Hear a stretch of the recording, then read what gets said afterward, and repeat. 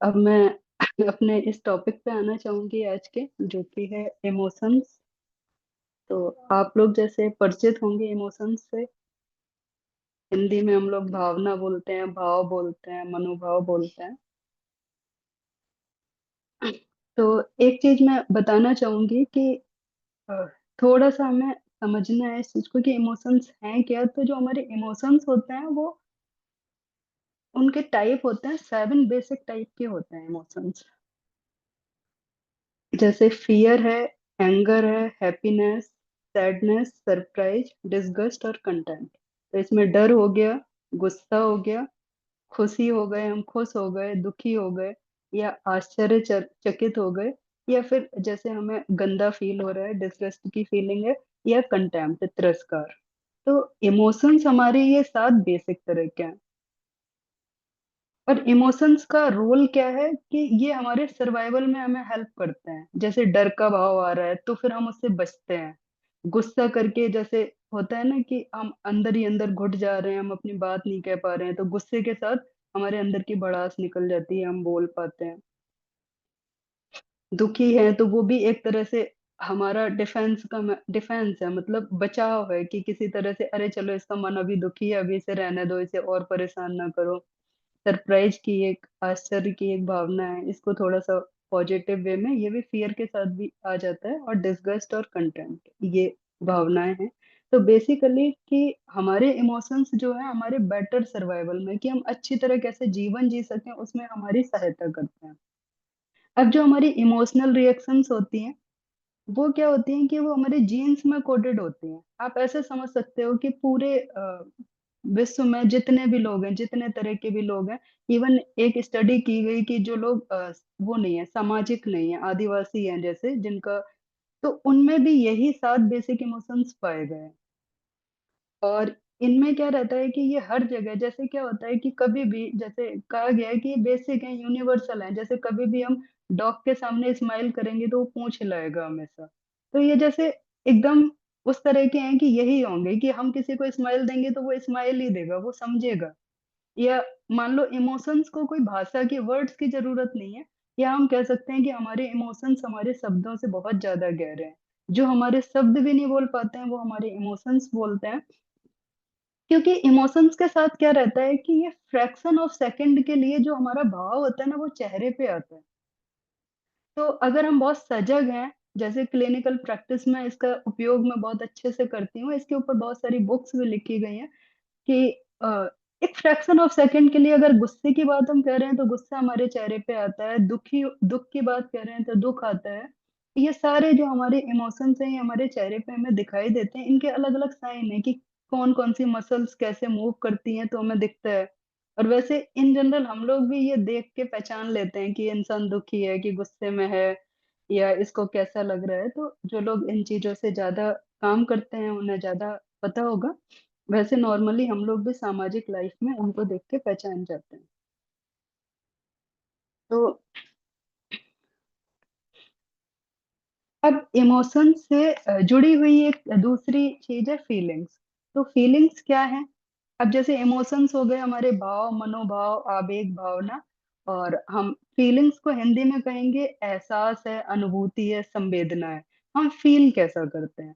Emotions और feeling जुड़ी हुई हैं पर थोड़ा सा अंतर है। कैसे अंतर है कि इमोशंस क्या है कि वो कुल मिला के ऐसा समझ सकते हैं कि वो निश्चित है एक तरह से, कि इसी तरह के। लेकिन किस तरह के इमोशन में हम फील क्या करेंगे वो बहुत ज्यादा उसका, ऐसा कह सकते हैं वो कुछ भी फील कर सकते हैं, मतलब उसका स्पेक्ट्रम थोड़ा बड़ा है। तो अब क्या होगा, इमोशंस तो हमने अभी पता किया कि 7 बेसिक तरह के हैं। ऐसे ही फीलिंग्स में क्या होगा, फीलिंग्स में जुड़ जाएंगे हमारे विचार भी, हमारी यादें भी। और क्या होगा कि उस इमोशन को कभी भी हमने फील किया तो उसके साथ क्या घटनाएं घटी थी, कैसा तब हमने फील किया, क्या लोग थे उस समय, वो सब फीलिंग में जुड़ जाएंगे। और फीलिंग जो हमारी आ रही है वो लॉन्ग टर्म मेमोरी से आ रही है, मतलब हमारी याददाश्त का वो हिस्सा बन गई। तो जैसे क्या होता है कि हमारी एक तरह से फील करने की भी आदत हो जाती है। तो इमोशंस जनरल है, जनरल मतलब सब में वैसे ही मिलेंगे, पर फीलिंग्स पर्टिकुलर है या इंडिविजुअल है। हर एक इंसान उस इमोशन को कैसे फ़ील करेगा वो उसके ऊपर है। तो थोड़ा-सा हम यहाँ अंतर समझ पा रहे हो? अब जैसे हम ऐसा कह सकते हैं कि कोई संकट वाली बात है या कोई खतरे वाली बात है, तो वो खतरे वाली बात वो हमारे अंदर डर की फीलिंग ही लाएगी। सॉरी, डर का इमोशन लाएगी और फीलिंग हमारा इमोशन डर का होगा, लेकिन उसकी फीलिंग में हम खतरा भी फील कर सकते हैं या जस्ट हम एंजाइटी फील कर सकते हैं कि एंग्ज़ियस हो सकते हैं या कॉशियस हो सकते हैं कि हम सजग हो जाएँ उसके लिए, या जस्ट कि हाँ, हम कुछ होने वाला है, हमें ऐसा लग रहा है या किसी चीज़ के लिए हम खतरा महसूस कर रहे हैं। मतलब वो हमारे ऊपर होगा कि किस चीज़ को हम कैसे फील करें। जैसे मान लो एक साँप आ गया हमारे सामने, कोई खतरा समझ के कोई उसे रिएक्ट करेगा, कोई वहाँ पे उसको थोड़ा-सा उसे हो सकता है डर लगे, लेकिन वो उसे ओवरकम करके अपनी एंग्ज़ायटी को उसे उठा के बाहर फेंक दे। तो स्टिमुलस एक ही होगा, डर सबके अंदर आएगा, पर डर को किस तरह से फ़ील करते हैं वो अलग-अलग होगा। तो यहाँ पे हम इमोशंस और फ़ीलिंग, और क्या होगा कि जो इमोशंस हैं जैसे हमने अभी बात करी कि वो फ्रैक्शन ऑफ सेकंड के लिए आएँगे। फ्रैक्शन ऑफ सेकंड आप लोग समझ रहे होंगे, जैसे हम लोग भी क्लिनिक पे देखते हैं तो एक पल भर के लिए चेहरे पे वो हाव भाव आता है और फिर चला जाता है। लेकिन जो हमारी फीलिंग्स होती हैं वो पर्सिस्ट करती हैं, मतलब वो बहुत लंबा चलती हैं। कई बार पूरी लाइफ भी हमारी चलेंगी, लाइफ टाइम, मतलब सबकॉन्शियसली वो जुड़ी रहेंगी तो पूरी लाइफ टाइम भी वो चलती रहेंगी। तो हम दुखी हैं, हमें दुखी रहने की आदत हो गई है, तो फिर वो चल रहा है, या उस तरह से हम फ़ील कर रहे हैं तो हम कर ही रहे हैं। हमारा वो पैटर्न बन गया और हम उस तरह से काम करते हैं। तो अभी जैसे जब हम अब इनका यूज़ क्या है या हम कैसे इनका अपने लिए उपयोग कर सकते हैं, तो उसमें आएगा कि हम कैसा फ़ील करते हैं। हमें इमोशंस तो हैं ही, वो तो इंस्टिंक्ट हैं जैसे। इंस्टिंक्ट का मतलब हमारे अंदर इनबिल्ट है, हम वैसे इमोशनल रिएक्शंस आएँगे। पर हम फ़ील कैसा करते हैं, उस पे काम करके हम इमोशंस पे कंट्रोल कर सकते हैं। तो हमारा जो पहला काम होगा वो अपनी फीलिंग्स को देखना होगा। अभी क्या है, अब हम कैसे समझेंगे, आगे इसमें बढ़ते हैं कि इमोशंस हैं, वो हमारे सर्वाइवल के लिए हैं, हम इमोशंस नहीं हैं।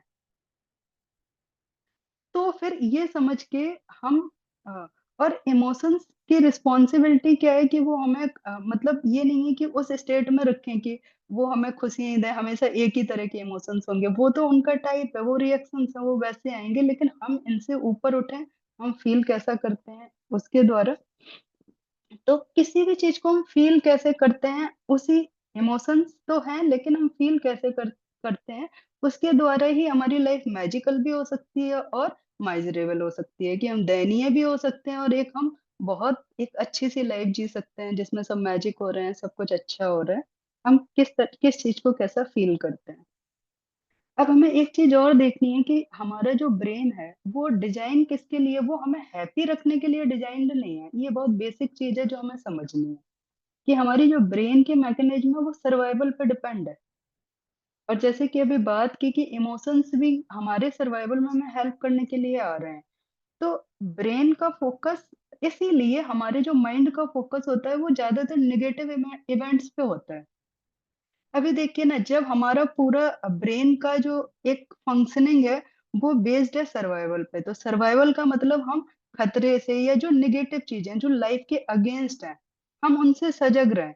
तो एक तरह से हमारा माइंड का फ़ोकस नेगेटिव चीज़ों पे रहेगा, पॉज़िटिव चीज़ों की अपेक्षा। तो हमारे इसीलिए इसमें जैसे किसी बुक से ही मैंने इसको लिया है, तो उसमें ये था कि ब्रेन का प्राइमरी फ़ोकस आपको हैप्पी रखना नहीं है। आपको सर्वाइव बनाए रखना है, कि आप ज़िंदा बने रहो, आपका जीवन चलता रहे, वो ब्रेन का जो फंक्शनिंग है उसका उद्देश्य है आपको खुश रखना नहीं। आप खुश रहते हो या दुखी रहते हो, ये फिर आपकी चॉइस है, किसी भी परिस्थिति में। तो अगर हमें खुश रहना है तो हम अपने इमोशन से ऊपर उठें, ये चीज़ इसमें आ जाएगी।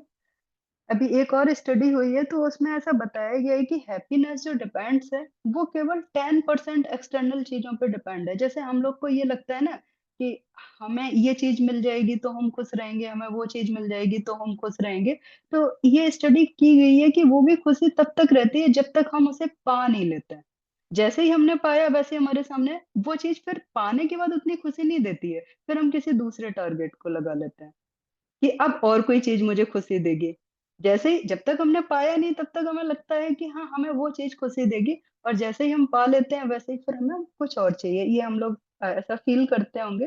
तो इसमें यही चीज़ है कि हैप्पीनेस डिपेंड केवल 10% है एक्सटर्नल फैक्टर पे, 50% है इंटरनल फैक्टर। इंटरनल मतलब जो हमारे सोचने-समझने का या निर्णय लेने का या जो भी तरीका है, और अ, 50% जेनेटिक्स पे आधारित है ये। कि हमने अपने माता-पिता को या पीछे की जनरेशन से उन लोगों का हैप्पी रहने का क्या तरीका था, वैसे ही हमारे अंदर 50% हम उसी तरह से रिएक्ट करते हैं। तो अब अभी क्या है कि हम ज़्यादातर डिपेंड हैं कि बाहर की चीज़ें हमें खुशी देंगी, लेकिन जो स्टडी की गई है उसमें ये है कि वो फैक्टर केवल 10% रिस्पॉन्सिबल है। जैसे क्या होता है कि कहीं हम घूमने जाते हैं, है ना? कि हिल्स पे जा रहे हैं या कहीं भी जा रहे हैं, तो फर्स्ट टाइम तो एक्साइटमेंट होता है, तो हम उतने हैप्पी होते हैं, लेकिन अगर हम दोबारा उसी जगह जाते हैं तो उतनी हैप्पीनेस हमें नहीं मिलती है, क्योंकि फिर हमें कुछ नया चाहिए हैप्पी रहने के लिए। वही एक चीज़ जो हमें हैप्पीनेस दे रही थी, वो अब नहीं दे रही है।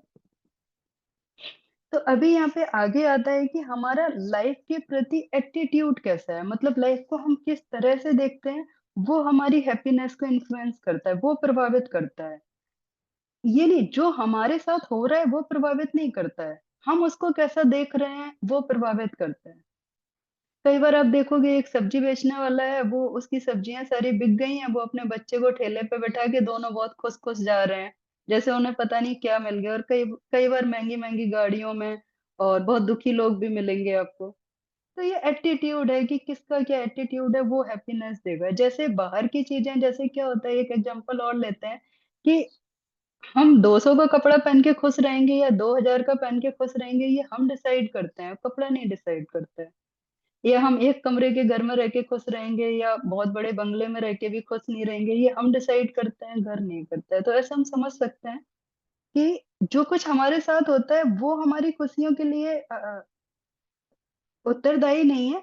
हम उसके प्रति कैसी भावना रखते हैं, हम उसे कैसे लेते हैं, वो चीज़ ऐसे ही कहेंगे कि किसी भी घटना की, किसी भी वस्तु की अपने आप में कोई मीनिंग नहीं है। हम उसे मीनिंग देते हैं कि किस चीज़ को हम कैसा मान रहे हैं, वो चीज़ है।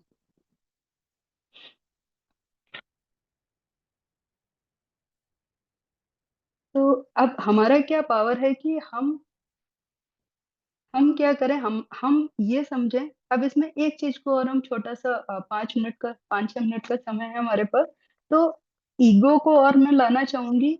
ईगो और इमोशंस और फीलिंग ये सब जुड़े हुए ही हैं। ईगो क्या है कि केवल प्राइड नहीं है, प्राइड ईगो का एक पार्ट है। और ईगो है क्या कि जो सेल्फ आइडेंटिटी है, जो हम थ्रू आउट बनाते रहते हैं। अब जैसे कहा जाता है ना कि बच्चे भगवान का रूप हैं, तो जब तक वो बच्चे रहते हैं, बिल्कुल, जब उनकी कोई आइडेंटिटी नहीं डेवलप है, जब इवन उनकी कोई जब मेमोरी डेवलप नहीं होती है ज़्यादा से ज़्यादा 2 ढाई वर्ष तक, तब तक वो भगवान के रूप है, उनका कोई ईगो नहीं है। उसके बाद वो आइडेंटिफ़ाई करने लगते हैं। कैसे-कैसे आइडेंटिफ़ाई करते हैं कि हम चीज़ों से आइडेंटिफ़ाई करते हैं, लोगों से आइडेंटिफ़ाई करते हैं, हमारी जो विश्वास व्यवस्था है, उससे हम आइडेंटिफ़ाई करते हैं या जुड़ते हैं, आइडियाज़ हैं, या फिर हम मान लो किस जगह हम पैदा हुए, किस परिवार में पैदा हुए, किस देश में हम रहते हैं, या फिर हमारे पास क्या सामान है, हमारा बड़ा घर है, छोटा घर है, या फिर हम अपनी बॉडी से हम गोरे हैं, काले हैं, सुंदर हैं, नहीं हैं। इस तरह से, या हमारे रिलेशनशिप कैसे हैं, हमारा नाम क्या है, जेंडर क्या है, ये हमारा कल्चर क्या है, ये भी हमारे ईगो का पार्ट है। और हमारी पर्सनल स्टोरी हम सबका, जैसे अभी मैम ने कहा था ना, आप अपने बारे में कुछ बताइए, तो ये कुछ बताना भी ईगो का ही पार्ट है। कुछ बताना मतलब जब हम पैदा हुए थे तब तो वो कुछ नहीं था, जो भी हमने अचीव किया, वो कुछ बताना अपने बारे में, वो भी इसी का पार्ट आ जाता है। जो भी हम बन पाए, जो भी हम हो पाए, और इसी के साथ हमारी क्या एक्सपेक्टेशंस रहती हैं, या फिर हम जिन चीज़ों को प्रॉब्लम्स की तरह देखते हैं, उसमें हमारी बीमारियाँ आ जाएँगी, फाइनेंशियल कंडीशंस आ जाएँगी हमारी, या फिर हम कैसा अपने आप को फ़ील करते हैं। हमारी उम्र है, हमारी नौकरी है, या फिर हम गरीब हैं, अमीर हैं। ऐसे होता है ना कि सिटी में हमारे जितना अमीर कोई नहीं है, या हमारे ये गाड़ी किसी के पास नहीं है, ये सब हमारे ईगो का पार्ट है। अब क्या होता है कि ईगो की बात यहाँ पे इसलिए ला रहे हैं क्योंकि ईगो ही बहुत बड़ा बेस बनाता है कि हम कैसा महसूस करते हैं। अभी क्या है, अगर हम अपने आप को छोटा महसूस करते हैं तो फिर हम छोटा ही महसूस करे जाते हैं, फिर हमें लगता है कभी हम बड़े बनेंगे तो हम खुश होंगे, है ना? कभी हमारे पास ये जॉब हो जाएगी तो हम खुश होंगे। तो ये सारी चीज़ें हमारे जीवन को आकार देती हैं। अभी एक चीज़ और आएगी कि ये चाहे ईगो है, चाहे माइंड है ना? और चाहे हमारी भावनाएँ हैं, ये सब अपना-अपना अस्तित्व बनाए रखना चाहती हैं। कहीं न कहीं हमारे उनके सर्वाइवल पे काम करती हैं। तो इसमें ये आती है कि जैसे-जैसे हमारी अवेयरनेस बढ़ती है, हमारी चेतना में वृद्धि होती है, तो हम ईगो से ऊपर उठते हैं। तो जब हमारी चेतना का स्तर कम है, तो ईगो हमें चलाता है। तो हम पुअर में बने रहते हैं, हमें लगता है कि हमारे जीवन में जो हो रहा है, वो हमारे कंट्रोल में नहीं है, हम कुछ भी नहीं कर सकते हैं। और जैसे-जैसे फिर हम ऊपर बढ़ते हैं, चेतना के स्तर पे, वैसे-वैसे ईगो की पकड़ हमारे ऊपर ढीली होती जाती है। फिर ईगो हमें नहीं चलाता है, हम ईगो को चलाते हैं। तो ऐसे है कि ईगो और अवेयरनेस दोनों एक साथ नहीं चल सकते हैं, या फिर जितना-जितना हमारी अवेयरनेस बढ़ती जाएगी, उतना ईगो हमारे ऊपर हावी नहीं हो पाएगा। मतलब हम ईगो से अलग अपने अस्तित्व को देख पाएँगे, और वही हमारा अस्तित्व क्या है, वही हमारा आत्म स्वरूप है, वही जो हम पैदा होके जिसको लेकर हम पैदा हुए, जिसके साथ, और जिसको हम भूल गए, और यहाँ पे एक फ़ॉल्स आइडेंटिटी या ईगो को बनाने में हम पूरा अपना समय लगा देते हैं। तो अब ईगो भी कैसे रहता है, ईगो का जो खाना-पानी होता है वो कंपैरिज़न होता है। वो कंपेयर कर के उस तरह से ज़िंदा रहता है। वही हमने बताया ना कि कभी हम अभी इसमें एक चीज़ और आती है कि एक लॉ ही है साइकोलॉजी का कि जैसे या तो ईगो कंपैरिज़न करके ज़िंदा रहता है, तो या तो फिर हम अपने आप को छोटा फ़ील करते हैं, या फिर हम बड़ा फ़ील करते हैं।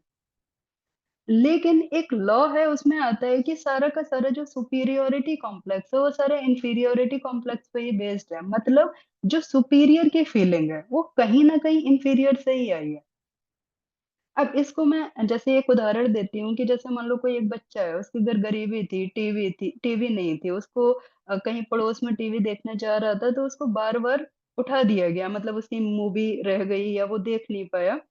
तो अभी क्या हुआ, फिर वो हर्ट लेके वो बड़ा हुआ, अब उसको सब कुछ चाहिए था लाइफ में। उसने गवर्नमेंट जॉब भी पाई, उसने खूब पैसा भी कमाया। अब उसका क्या कहना है, अब गाँव में मेरे से बड़ा घर किसी का नहीं है, अब गाँव में मेरे घर में जितना सामान है वो किसी के पास नहीं है, अभी मैं इतना बड़ा हो गया। तो यहाँ से हम देख पा रहे हैं कि ये जो आज का बड़प्पन है कि मैं इतना बड़ा, मेरे पास इतना कुछ, मैं ऐसा हो गया, कहीं न कहीं वो वहीं से आया जब हमने अपने आप को बहुत छोटा महसूस किया। तो एक तरह से ऐसा देखेंगे, ये दोनों एक ही स्पेक्ट्रम के 2 हिस्से हैं और दोनों ही एक-दूसरे के ऊपर बेस्ड हैं। तो ना तो बड़ा होना सत्य है, ना छोटा होना सत्य है। बस हमने कंपैरिज़न करके, कभी किसी से कंपेयर करके हमने अपने आप को बड़ा फ़ील कर लिया, और कभी किसी से कंपेयर करके छोटा फ़ील कर लिया। ये दोनों ही सत्य नहीं है। तो अब क्या है, जो अवेयरनेस हमारी बढ़ती है, हम सबको पता है कि ध्यान के द्वारा हमारी अवेयरनेस बढ़ती है। जैसे-जैसे हम ध्यान में जाते हैं, हमारी चेतना में वृद्धि होती है, और हम धीरे-धीरे सत्य को सत्य और झूठ को झूठ देखने लग जाते हैं। इस तरह से ये ईगो और हमारी जो पर्सनल स्टोरी जो रहती है, वही हमारी भावनाओं को या फिर हमारी फीलिंग्स को तय करते हैं, और वैसे ही हम दुनिया को देखते हैं। तो हमें ये देखना है, ये क्रक्स मैं यही कहना चाहूँगी, ना तो ईगो हम है हमारा, और ना ही हमारी फीलिंग्स हम है, ना ही हमारे इमोशंस हम हैं। हमें इन सब से ऊपर जाना है। मतलब इन सब से परे हमारा जो अस्तित्व है, वही हमारा सत्य स्वरूप है, आत्म स्वरूप है। जिसकी अनुभूति हम ध्यान में करते हैं, जब हम अपने मन से, भावनाओं से ऊपर चलते हैं। तो अभी ध्यान में हम उसी का अनुभव करने जा रहे हैं। कम समय में जितना भी संभव हो सका, मैंने बोलने का प्रयास किया इमोशंस के ऊपर।